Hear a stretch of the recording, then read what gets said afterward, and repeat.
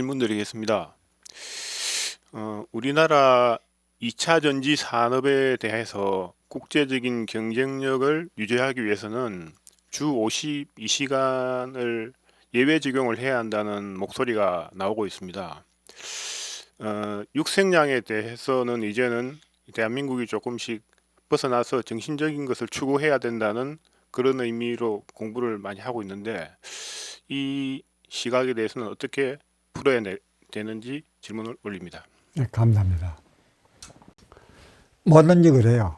창의를 하건 창작을 하건 몰아붙이면 안 나와요. 특히 이 돌을 닦는 민족이 이 지구상에서 얼마나 많을까요?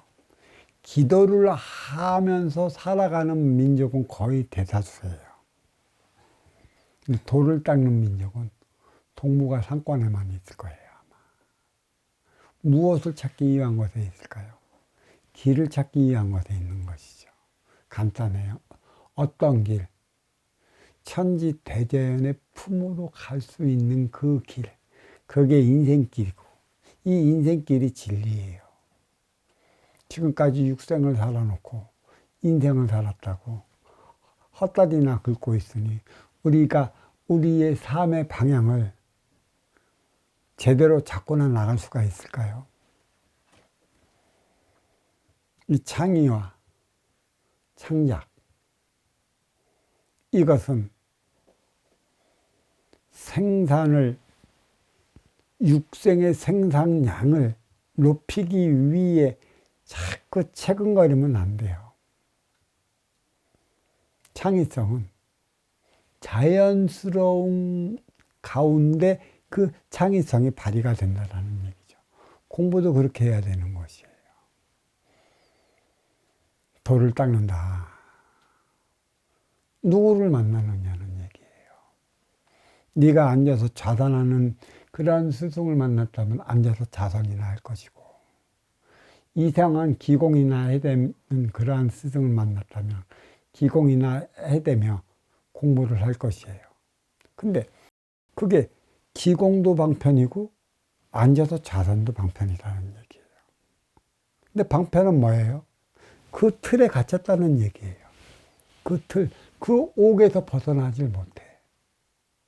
내 스승을 내가 만났으니 그 스승은 이렇게 앉아갖고 이렇게 해서 이렇게 했고 이렇게 했으니 이렇게 됐다. 그래서 이 행동이 조금이라도 틀리면 안 된다.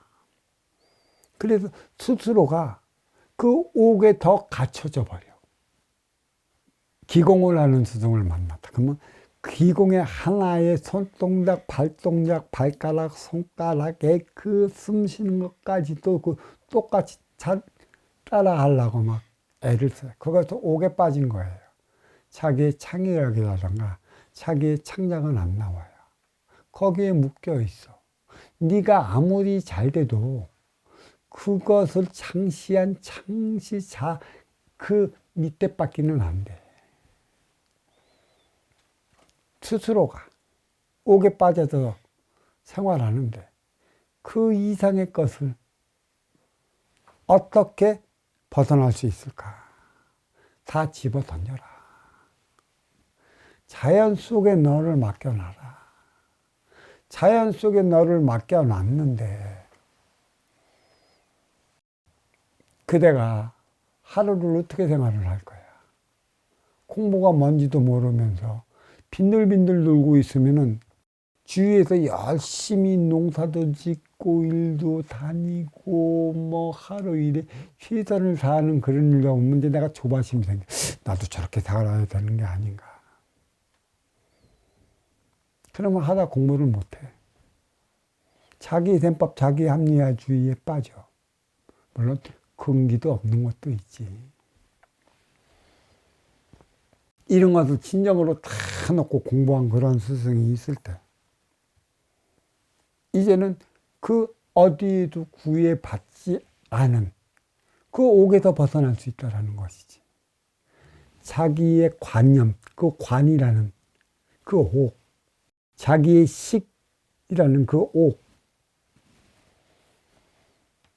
다 벗어 던져야만 되는 것이에요. 그래야 진정한 정신적 차원의 대안이 나올 수 있는 것이에요. 창조가 나오고 창출이 나오는 것이에요. 뭐 스포츠 경기를 하는데 야 저거는 창의적인 것이다. 저건 창조적인 것이다. 그는 무엇인 것이다. 그런 소리를 하지. 육생의 동물적인 창의는 본능이야. 누가 그 육의 DNA를 잘 갖고 태어났느냐에 따라 갖고 움직이면 나오는 것이지. 거기에 갇혀 있는 거야. 공 차는 데가. 그러니까 공 잘 차는 이들은 공만 잘 차, 공만.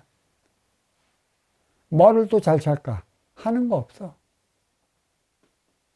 체육 잘하는 이들은 체육만 잘하는 거야. 머리가 좋은 이들은 그냥 머리가 좋은 거야. 머리가 좋기 때문에 창조하고 창의가 될 것 같아? 아니, 지식에 빠져.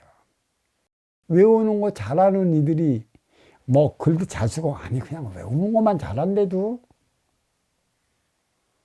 거기에 빠져 있기 때문에 나는 거기에서 더 이상 헤어나오질 못해. 우리 민족은 그 어디에서 빠져도 안 돼. 그 어느 쪽에 치우쳐서도 안 돼. 자유로운 가운데 너의 다양성만 인정해 주면 때가 되면 스스로 발휘가 돼. 발휘할 수 있도록 스승은 뒤에서 밀어주는 것이고 쳤던 못 쳤던 그건 순수 제자들의 목에 있는 것이야. 왜 꼭 옥에 갇혀? 계율과 규율과 질서를 정해놓고 꼭 이대로 해야 한다고 왜 스스로 니네가 거기에 묶여서 살아가게끔 만들어놔. 그렇게 배워왔으니 그렇게 안 돼. 그러면 그렇게 가리킨 이들의 삶이 어떠한 삶을 사는가. 그들도 그 옥에 갇혀갖고 생각이 자유롭지 못하잖아. 거기에 갇혔잖아. 생각적 차원은 고기에만 이렇게 잣들을 대잖아. 그게 참 안타깝지. 2차 전지, 3차 전지. 그거는 머리 똑똑하고 그쪽으로서 발전해 나가는 이의 목인 것이야. 정신적 대안은 한 사람이 만들어내면 나온 대안을 가져다 쓰면 되는 것이걸라. 근데 우리는 계율과 질서, 규율을 다 정해놓고 거기에 맞춰 살아가게끔 종용을 하고 있어. 크지 못하고 있어. 그러니까 진정한 자유를 찾기 위한 자유의지를 발휘한다고 해도 나의 자유의지는 그대들의 정해놓은 그 규율과 계율과 그 질서, 그 차원을 넘어서지 못하는 것이구나. 지금까지 인간의 정신량은 기독교는 성경에 묶여 있어갖고 그 이상의 차원을 넘지 못했고, 불교는 불경에 묶여 있어갖고 그 이상의 차원을 넘지 못한 것이고, 도경 그 차원을 넘지 못한 거야. 지금 노자의 도덕경을 세계인들이 많이 읽는 그러한 경이라고 자부하지만 그 도덕경에 묶여서 그런 것이야. 묶이지 않으면 그거보다 더 자유로운 정신력, 진짜 자연과 하나 되어 살아갈 수 있는 나의 모습을 보여주는 것이지. 자유의지는 자유가 아니야. 내 앞에서는 어떠한 인연, 어떠한 바람이 불지 몰라. 그 바람에 흔들려서는 안 되는 것이지. 하지만 그 바람에 편성을 해 나가야 하는 것이지. 바람이 불 때는 그만한 이유가 있는 것이지. 근데 편성하지 못하면 그 바람에 나는 쓰러져. 아무것도 못한단 말이야. 절대적으로 바람이 불어온다고 해서 쓰러지고 그 바람에 휘말려서 살아가서는 안 되는 민족이 바로 동북아 삼국에 위치한 뿌리 민족이지. 그래서 뿌리 민족은, 뿌리는 감춰져 있는 것이야. 어떠한 비바람에도 휘말리면 그 각에 쌓여 있어 그 차원을 벗어나질 못해. 그래서 뿌리는 감춰져 있는 것이지. 청계에서 지리로 내리는 그 에너지를 흡수했을 때의 그 진정한 사람으로 승화되어 사람들과 사람답게 살아갈 수 있는 대안을 마련할 수 있는 것이야. 그게 진정으로 공부하는 것이지. 글을 읽는 것은 글을 읽는 것이야. 왜 남의 생각을 네가 먹어? 책을 보는 것은 책을 보는 것이야.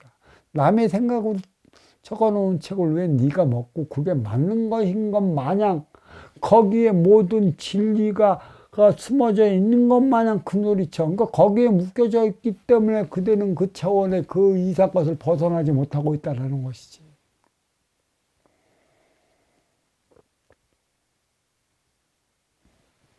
이차 전지는 2차 전지. 머리가 그렇게 똑똑한 니들이 해낼 수 있는 것이라면 그들은 그것을 해낼 수 있게 줘. 하지만 지혜적 차원의 삶을 살아갈 수 있는 것은 자유로운 곳 속에 자유롭게 나올 수가 있는 거야. 그러니까 진정한 자유가 무엇인지 알 수 있는 이들은 내 가슴에 숨어져 있는 자유의 씨를 너희 가슴에 심어줄 수 있는 것이야.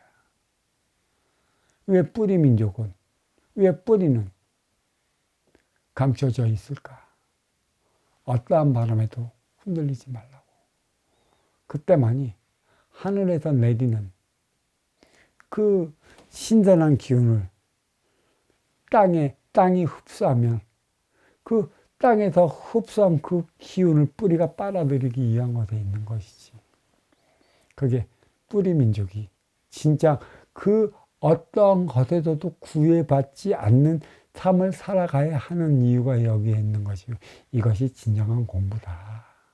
어떠한 형식에 얽매이지 말아라. 어떠한 기울, 어떠한 계율 정해놓지 말아라. 스스로가 구속시키지 말아라. 그때만이 창의적인 대안, 사람답게 살아가는 대안이 나온다. 천지 대자연을 닮아가는 삶을 살아갈 수 있다. 이렇게 말씀드리면 이에 대한 질문 여기에 마치도록 하겠습니다.